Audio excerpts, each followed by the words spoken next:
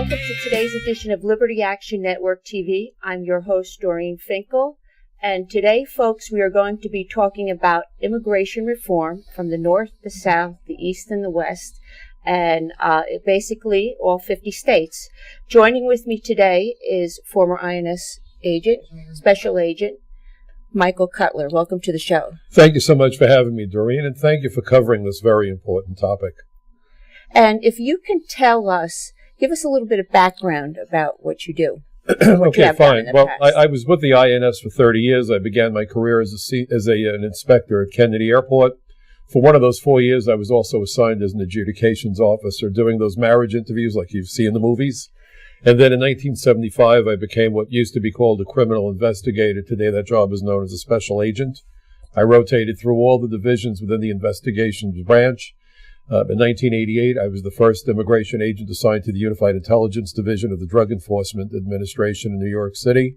And in 1991, I was promoted to the position of senior special agent and assigned to the Organized Crime Drug Enforcement Task Force. My career, as I say, spans some 30 years. And I came to realize the true importance of immigration. And I think it's really important for the listeners, the viewers out there to know that our immigration laws exist principally for two purposes: protect innocent lives and protect the jobs of American workers. And so I think that the work that immigration enforcement officers do is critically important for a host of issues, beginning with the issue of national security and public safety. And so what would you say today is wrong with our immigration system? Start with. Well, we could have a much shorter conversation if you asked me what was right with the immigration system.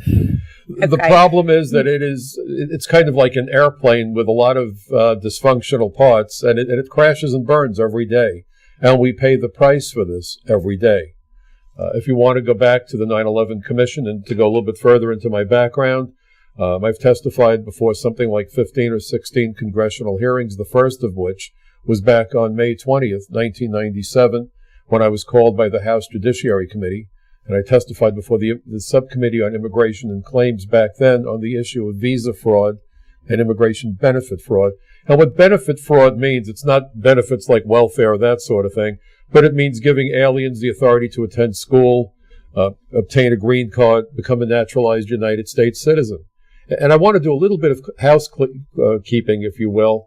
I'm going to use the word alien. I know a lot of people get upset with that word. And I think it's important for clarity that we dispel any wrong-headed notions about what the term alien really means. So go ahead, tell us what it means. Sure. Thought you'd never ask. Okay. An alien under the immigration laws are defined simply as any person not a citizen or national of the United States. It's not a pejorative. It's not an insult. It doesn't say that you're dumb or that you're a bad person. It simply says you are in the United States, but you're not a citizen. And if Americans travel to foreign countries under international law, we become aliens in those other countries. So there's no insult. But I think that the open borders folks, the people I've come to think of as the immigration anarchists, don't like the word because it provides clarity to the debate.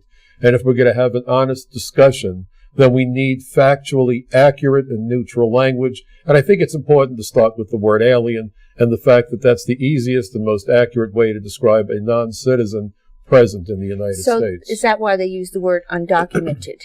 Yes, I think that the idea is to minimize the impact and to make it sound as though it's not a big deal. And, you know, it's kind of funny because, in my mind, undocumented is more disconcerting than alien. Because if somebody is undocumented, it means they have no reliable, authentic way to prove their true identities.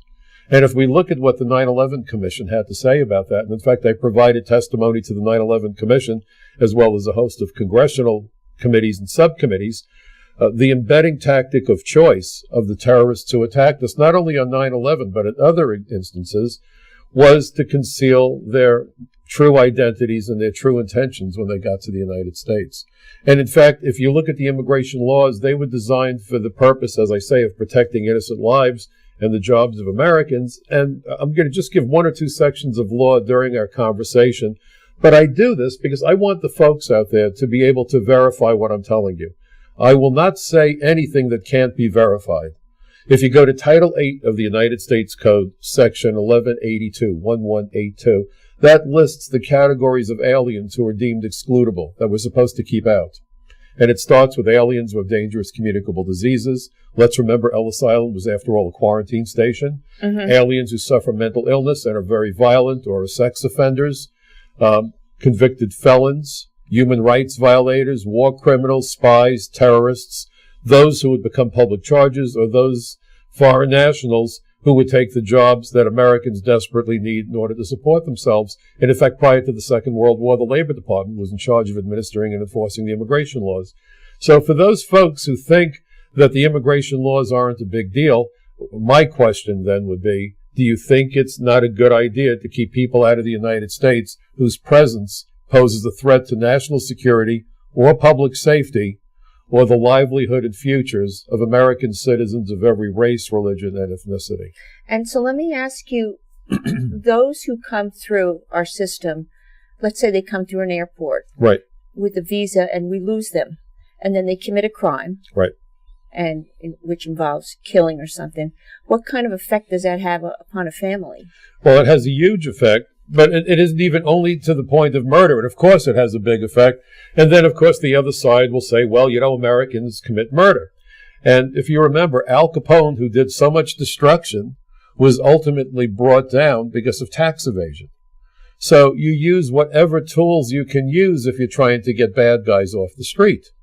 And, one of the other sad things is that the accusations that fly from the other side, well, this is about not liking Mexicans, this is about race, this is about hate. It isn't. In point of fact, the immigration laws make absolutely no distinction about race, religion, or ethnicity. And in fact, as an immigration agent, I can tell you that I've arrested thousands of aliens who violated the immigration laws, and many of the people I investigated and arrested didn't come from Latin America. They came from Africa, they came from Europe, they came from Canada, they came from the Middle East, Asia. So the law is very specific, and I can assure you that there's nothing that discriminates by any of those factors that we keep hearing about. And that's why I get kind of crazy when I hear about this mythical Latino vote. We hear it all the time. Politicians are chasing this vote. They're chasing ghosts. Because, first of all, it's a horrible form of profiling, in my judgment, to talk about the Latino vote. You mean to say that if you know that someone's last name is Rodriguez, or if we're going to talk about the Jewish vote, Goldstein, that we now know all we need to know about that person to determine what's of importance to them and what they think is valuable? Profiling is widely criticized unless it's done very carefully, very properly, where you're looking at situational components as well as other factors. And to simply talk about the Latino vote, we know who people are going to vote for if they're Hispanic, is insulting to all people. It provides the mistaken notion that if you're a Latino, you're probably an illegal alien, which is nuts. We have many millions of Americans who are multi-generational Americans who themselves have served honorably in the military, as did their fathers and grandfathers and uncles. So imagine the insult inherent in talking about this mythical Latino vote of people that don't want our borders secure, don't want our immigration laws enforced. And ironically, the most likely victims of the violence perpetrated by transnational criminals are the members of the immigrant community of every ethnicity, whether it's the Russian mob, Asian organized crime, the Jamaican drug posses, or MS-13 or the Mexican cartels. So this spans all sorts of barriers, all sorts of racial groups and so forth. But there's a mythology because there's a lot of people looking to make a lot of money from this situation. And also, let's say, again, they come through our system, we lose them. And we lose a lot of them. There was just an article where they lost track of over 1 million. Over 1 million. Is that not staggering? Oh, my goodness. Do you know that the Washington Post reported, I think it was in 2007, they were referring to an investigation done by the General Accountability Office. Citizenship and Immigration Services, which is the division of DHS, the Department of Homeland Security. I call it the Department of Homeland Surrender, by the way. It's gotten so dysfunctional. Claimed to have lost 111,000 immigration files relating to benefits filed for everything from residency to citizenship. They naturalized over 30,000 aliens without their files. Talk about flying blindly. Oh, wow. And remember, U.S. citizenship is the key to the kingdom. Right, right. So think about this level of threat that this poses. But meanwhile, we're all but strip searching American citizens who simply want to get on an airplane to visit loved ones on the other side of the country. Right. So now these individuals come in our country and they find a lover and perhaps have a family here, or they reproduce and they have babies here. Their offspring is now an American citizen. Yes. And look, if you look at the 14th Amendment, and I know there's a big controversy over why the 14th Amendment was written. It was to deal with slaves that had been liberated. If you want to talk about a heinous situation, it was about slavery, which was about cheap labor, which again is what immigration seems to be about also, whether it's the high-tech industries as well as people that are working illegally. But I'm of the belief, and this was the training I had at Border Patrol Academy when I started working for the INS. I hate to admit it was 1971, a long time ago. But the training that we received, and I'll go with it, is that a child born in the United States is an American citizen. What I don't understand is why that American citizen then at age 21 can petition for the mother who was here illegally and had that child, so that down the road the mother gets the benefit of residency by virtue of having given birth inside the United States. I think a sensible halfway measure, my judgment, people may take issue with this, is to say, okay, the child is an American, but if you give birth to a child in the United States and you're here illegally, there should be no reward for you for having violated our borders and our laws. And I think that would be a common sense approach. And also, now we have the children being brought over by the parents who are illegal, and these children attend school. They attend the K through 12 system, and plus they want to go on to college. Right. And so now we have a burden upon our education system as well. You'd be hard-pressed to find a system that's not being burdened. If they don't speak English, then the American taxpayers pay extra money for courses that teach them that. Well, the Congressional Budget Office a few years ago did a study, and they said that it costs 20 to 40% more per child to educate a child who did not come into the school system with English language proficiency. Think about that. Think about the remittances being wired out of the United States. For those of you not familiar with the term remittances, it's money that's wired out. And if you go to neighborhoods in New York in particular, go to Roosevelt Avenue. It used to be the center point for the Colombian cartels, which have been supplanted largely by the Mexican cartels in the United States. They have money wire services, dozens and dozens and dozens of them, running 24/7. That is the drain through which billions of American dollars flow every year. It's estimated that last year over $200 billion got wired out of the United States. That's money that wasn't spent in the United States, not invested in the United States. Economists, and I'm certainly no economist, I don't even play one on TV, but economists talk about the multiplier effect. And that was the idea behind the stimulus package, that if you put money into the economy, the money generates business. You make a paycheck, you buy a pair of shoes. The shoe salesman buys a refrigerator. The guy that sold the refrigerator gets some carpenter to build an extension on his back porch. So the money circulates through the economy. Money that's wired out of the United States serves no purpose. You could set fire to it for all the good it would do. Of course, in the winter, maybe it would keep you warm. Right. But this is money that's lost. So we are basically increasing America's national debt by roughly $500 billion when you take the multiplier effect into account through the loss of $200 billion in remittances. And it's not just about Mexico. See, everyone keeps saying Mexico, Mexico, Mexico. Well, yes, because of geography and because the Mexican border is the sole place on the planet where the first and third worlds collide the way it does. But India, globally, gets the greatest amount of remittances wired from the first world. Last year, it's estimated that they were the recipient of over $60 billion. And today, 1 in 3 computer programmers is a foreign national, most likely from India, programming computers in the United States. So this is about taking away jobs and job opportunities for Americans. You have kids that are going to college in the United States, and it's not cheap. And anybody out there who's paying tuition knows it's a big bill. Right. Student loans look more like mortgage payments. Right. And also, I do want to talk about the in-state tuition. Sure. Absolutely. Recently, Governor Christie had passed a law that if you were undocumented in New Jersey, you are entitled to in-state tuition. Can we provide any more incentives for illegal immigration? Look, we have a problem with drunk driving. Mothers Against Drunk Drivers sprang up because it's terrible. The morning after my first solo flight when I was in college, I was hit by a drunk driver who almost killed me. So we know that drunk driving is a serious problem. So what did we do? We didn't raise the acceptable blood alcohol level. States lowered it. And then they imposed harsher sanctions against those people caught drunk driving. If there's a problem with the law that's not being abided by, the solution isn't to make the law go away, which is what we're doing with immigration. The solution is to have consequences and make people understand that we are targeting those who violate the law so that there's an increase of the potential of, number one, being caught if you violate the law, and that there will be negative consequences. When you provide incentive after incentive, how in the world could anyone with a straight face be surprised that the result is everybody charging for the border?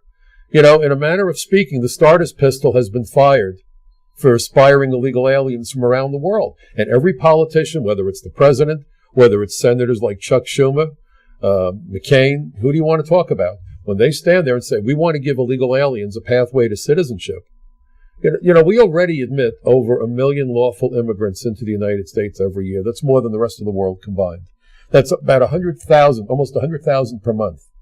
We admit tens of thousands of lawfully authorized foreign workers who are here supposedly on temporary visas every month. We admit 500,000 foreign students into the United States every year. Most of them will ultimately get authorization for practical training, which means a job. So we look at the unemployment statistics, and if you believe those numbers, 7.1%, I think Bernie Madoff is the guy behind the scenes figuring out the unemployment stats. It's silly, and everyone knows they're meaningless. Well, the solution isn't to create or to admit more foreign workers than the number of new jobs that you're creating, but most months that's exactly what's happening. So while they're debating whether to extend unemployment benefits, what's happening? We're admitting many more foreign workers. In fact, the president of the Chamber of Commerce was on Fox News and just spoke about it a couple days ago with Bret Baier. We don't have enough jobs, we don't have enough jobs, we don't have enough jobs, and Bret Baier said to him, and what about immigration? Well, we don't have enough workers. Well, wait a moment. Does this guy lack mouth-ear coordination? Could he not hear what his own mouth just said? If you don't have enough jobs, how do we suddenly have a shortage of workers? This is about driving down the wages for all American workers. We're hearing the story about income equality. This is the new buzzword. If you look at a hearing where Alan Greenspan testified for Chuck Schumer on the issue of comprehensive immigration reform back in 2009, he referred to American workers who have skills and education as the privileged elite. I almost fell out of my chair watching the hearing. And in fact, I've written about this for a group called CAPS, Californians for Population Stabilization. They've got it up on their website, capsweb.org. I have it up on my own website, michaelcutler.net. Because to think of American middle-class workers as the privileged elite blows my mind. And he said that they were earning a wage premium. And the way to deal with the wage premium is to import more foreign workers to greatly reduce inequality in wages. Inequality in wages in this case wouldn't mean elevating anyone's paycheck, but lowering it. And what the United States is now doing is creating incentives for foreign workers from other countries like Mexico as well to come here. And rather than demand the real change they should have in their own countries. I mean, Mexico has huge resources. They have the, I think, 16th or 17th largest and most vibrant economy in the world. There's no reason for Mexicans to have to come to the United States to have a decent way of life. It's because there's an oligarchy in Mexico that I think that Chuck Schumer and Bill Gates and all these other folks are envious of. So instead of being at home demanding change, they're kept busy in the United States being exploited by unscrupulous employers. In fact, every time there's an election in Mexico, they campaign in the United States. Think about that. Wow. So understand what this is doing across the board. And meanwhile, I can't get away from that national security implication. The 9/11 Commission made it clear that immigration fraud and a lack of border security are the two biggest threats to America's national security, and that it was immigration fraud, people filing for applications like political asylum that they're not entitled to, like the Tsarnaev brothers. They attacked the Boston Marathon. Right. And, I'm Jewish. I was named for my grandma who died in the Holocaust. I'm a big fan of political asylum to provide safe haven to vulnerable people. We are at our best when we're doing that. But the bad guys have seen in our political asylum system, in our compassion weakness. And that's something we should never allow. Wow. Can you tell us a story like when you arrested somebody? The Three Bears? Oh, I'm sorry. My goodness, there's so many. When you had arrested somebody. There are so many stories. But why don't we talk about a case that really broke my heart? I was asked to put an alien on an airplane, a guy by the name of Ronaldo Rayside. He was a drug trafficker. He had been given a green card. He had his share of the American dream. Because of drug convictions, he was ultimately deported, and I had the privilege of putting this piece of work on an airplane. Came back to the United States illegally. We were never notified. The New York City Police Department under Mayor Giuliani, who maintained a sanctuary policy, and I, for the life of me, can't understand sanctuaries, because if you look at the immigration laws, and here's another section of law for you folks out there to look at, it's Title 8, United States Code, Section 1324, and that deals with harboring, aiding, abetting, encouraging, inducing, harboring, and shielding. Sanctuary cities are guilty of all the above. Wow. And yet the administration does nothing about it. So when Ronaldo Rayside came back to the United States, the NYPD arrested him not once but twice, never notified immigration. And when we hear this nonsense that running the border isn't a crime, boy, anyone that says that, your nose is growing, go see a plastic surgeon quickly. If you run the border after you were deported, it's at minimum a 2-year felony. If you have a criminal conviction, running the border or entering otherwise illegally carries a maximum of 20 years in jail. And I'm very proud of that section of law because I worked with former New York Senator Al D'Amato to get that law passed. And because of it, immigration prosecutions are the most numerous across the country. So Rayside clearly committed a felony by re-entering the United States illegally. The third time, he encountered a 24-year-old police officer by the name of Robert Machadi. Robert Machadi was part of the Brooklyn South Task Force. I did a lot of work with Brooklyn South. He grabbed for the officer's gun. Bullets flew. By the time the encounter was over with, Robert Machadi was dead on a street corner in Brooklyn. I wound up testifying at the trial. His family was there. I can't begin to tell you what that was like. Years later, without realizing that this was about to happen, I walked into a supermarket. This was maybe 22 years after the trial. And guess who's there? This young lady wearing a little miniature badge. And I asked her who the police officer was who gave her the badge. And she said, my father. And I said, where does he work? And with very little emotion, she said, well, he's dead. She said, I don't want to sound like I don't care. She said, it's so sad. She said, I never met my father. I said, he died before you were born? She said, yes. And immediately I realized who this young lady was. This was Robert Machadi's daughter. And I'm getting choked up. Wow. I subsequently spoke with Robert Machadi's brother, Tom Machadi, who's now a retired New York City cop. He was his younger brother. He became a cop because of his brother. And we had a lengthy conversation.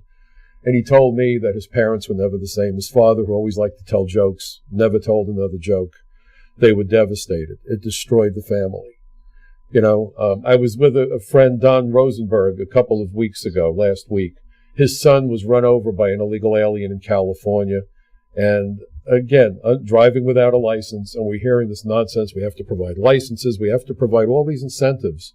And when I testified before the New York State Senate about the issue of driver's licenses for illegal aliens, I had a counter proposal because the argument we keep hearing, they get to drive anyway. I said, well, you know, by that reasoning, convicted felons carry guns anyway. So why don't we give every convicted felon in America firearms training and a pistol permit since they get to carry anyway? And you know what? If we could get them to be more accurate with those guns, they'd be less likely to hit an innocent bystander if they were involved in a shootout. And maybe we can convince them to use trigger locks between drive-bys and bank robberies. You could now argue you've improved public safety. This is the insanity that goes with this whole story. And this isn't a conservative issue. I'm a lifelong Democrat. My dad will always be my biggest hero. He was a plumber. He was a construction worker. I believe in blue-collar America. I believe in hard-working Americans, and this government of ours has now become the biggest impediment to employing Americans. Every day that the immigration laws go unenforced means more aliens are coming into the United States in violation of law. Among them may well be criminals, might be the next group of terrorists that may attack us. We have more workers coming into the United States, more Americans being displaced. How in the world is this a government that lives up to Abraham Lincoln's lofty ideal that he espoused in the Gettysburg Address when he spoke about a government of the people, by the people, and for the people? It's both political parties, but I have to tell you, this current administration has ramped up the war on American workers to an extent that I didn't think was possible by doing everything possible to encourage more illegal immigration and to make more or blur the distinction between illegal versus illegal immigration. Realize, again, I have to keep coming back to the same point. The reason for the immigration laws is to protect innocent lives and the jobs of Americans. Who could possibly be opposed to those two objectives? The politicians. Well, right? You look at the campaign contributions. Do you know that since 2007, that I just wrote a major article for the Social Contract that will be out shortly, and I did some research, and I was mortified. Guess how much money has been spent since 2007 to lobby for comprehensive immigration reform? I can't even imagine. You should wear a seatbelt for this one. Uh-oh. Hold on. Over $1.5 billion. That was not just a campaign contribution, folks. That was an investment because of the money that they expect to receive in return. You know what Bill Gates calls forward? He and Zuckerberg created this website, forward.us, FWD. I call it BWD, backward US. This is a thumb in the eye of every hardworking American. And you watch the news programs, and so many of these journalists are so quick to criticize unemployed Americans that are on disability. What in the world do you do when you lose your job and you can't replace it unless perhaps maybe you can get lucky enough to get a job flipping hamburgers at a hamburger stand? You know, on the one hand, I understand why people want higher minimum wage. And people that criticize higher minimum wage better understand that at the rate we're going, that's going to become the standard wage for America if Alan Greenspan has his way with his reduction of inequality in wages based on education. That was the American dream. Get the better education, acquire the highest skill set, make more money. The guy with the bachelor's degree makes more than the high school graduate, but less than the person with the master's degree. The guy with the PhD should make more than the guy with the master's degree. Alan Greenspan says, not so much. Let's bring in foreign workers to undercut American workers so that we can crank up profits for corporations. And where does that leave the American dream and the average American? Wow. Maybe it pays to be illegal. Well, it's certainly because, well, you know, Groucho Marx once remarked that he wouldn't want to belong to an organization that would have him as a member. I'm starting to feel that way about my citizenship.